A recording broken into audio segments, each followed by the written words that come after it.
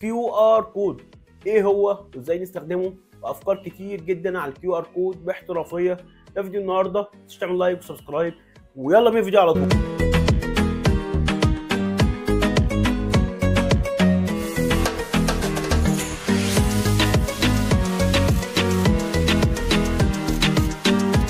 السلام عليكم ورحمه الله وبركاته، ازيكم اخباركم كويسين؟ النهارده هنتكلم مع بعض على الكيو ار كود.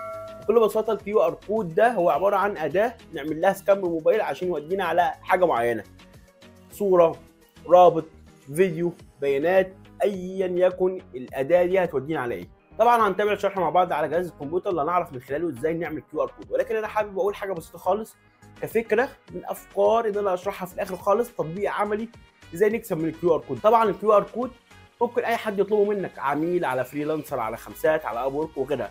طب انت ازاي تطلع فكره من الموضوع ده؟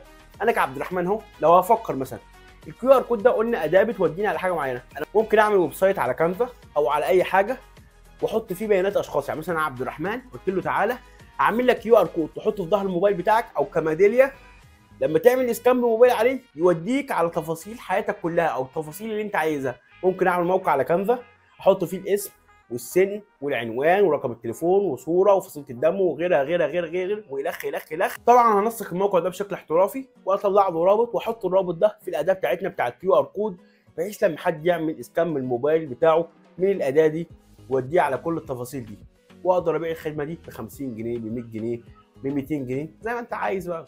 ما تستعجلش على الربح خالص، اتعلم الاول علشان تكسب بعدين. مش هكسب الاول واتعلم، لا اتعلم وبعد كده اكسب. يلا بينا على جهاز الكمبيوتر. علشان تعمل كيو ار كود الموضوع سهل جدا، خش على حسابنا على كانفا المدفوع المفعل مجانا التعليمي. طبعا علشان تحصل على حساب هتلاقي رابط اسفل الفيديو مباشره.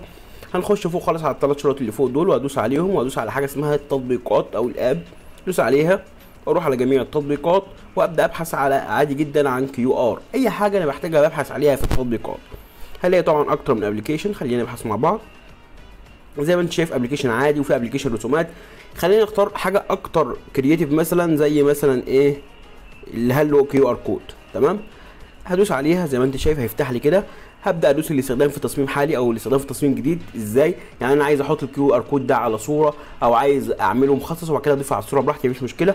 هدوس الاستخدام في تصميم جديد، هبدا اختار المقاس بتاعه. طبعا الكيو ار كود لازم يكون مربع، فادوس تخصيص الحجم، هكتب مثلا 500 في 500 وابدا ادوس على ابتكار تصميم جديد. كده يبدا يعمل لي المقاس بتاعي 500 في 500، ممكن تحط 800 في 800، 1000 في 1000، اي مقاس مربع. تمام، هيبدا يفتح معايا تلقائيا من غير ما اعمل اي حاجه صفحه الكيو ار كود او الابلكيشن اللي انا اخترته من بره. الابلكيشن سهل جدا، كل اللي عليه ان انا بقول له خد الرابط ده حطه لي هنا واكتب لي وصف بسيط بيعبر عن الكيو ار كود، لان احنا مختارين اداه بتعمل لي الكيو ار كود على شكل رسمه معينه. طب ازاي؟ مثلا اول حاجه احط هنا الرابط بتاعي، وليكن مثلا رابط الصفحه بتاعتي، رابط الموقع، اي رابط انا عايزه، اي رابط ضايف عليه بيانات بتاعتي ببدا احط الرابط هنا. وليكن مثلا ده رابط اهو، هبدا احط هنا وصف تعريف عن الكيو ار كود. ممكن اسيبها فاضيه او ممكن ابص مثلا اقول له ايه او ابلكيشن بيج بسيط خالص، وابدا ادوس على كلمه جنريت يبدا يعمل لي الكيو ار كود ببساطه خالص من غير اي مجهود. ده انت ينفع تعمل شرح لاي كيو ار كود انت عايزه، ولو مش عايزه بالشكل عادي جدا تختاره من غير اي شكل، تختار اي ابلكيشن انت عايزه. زي ما انت شايف اسحب كده واحط هنا واكبر ايه علشان هو ايه مربع. خلاص كده عمل لي كيو ار كود وحط لي على شكل ايه، شكل كتب، علشان هو اديوكيشن بيج. اقدر احفظه عادي جدا من هنا وادوس على علامه تنزيل وادوس على تنزيل، كده نزل معايا من غير اي مشاكل كده. وبكده نكون عرفنا ازاي نعمل كيو ار كود باحترافيه بكل بساطه. طبعا ما تستعجلش على الربح، قلنا هنشرحه في الاخر خالص بعد ما نخلص الدوره بتاعتنا. ده فيديو النهارده وانا عبد الرحمن ياسر، ما تنساش تعمل لايك وسبسكرايب وكومنت برايك. سلام.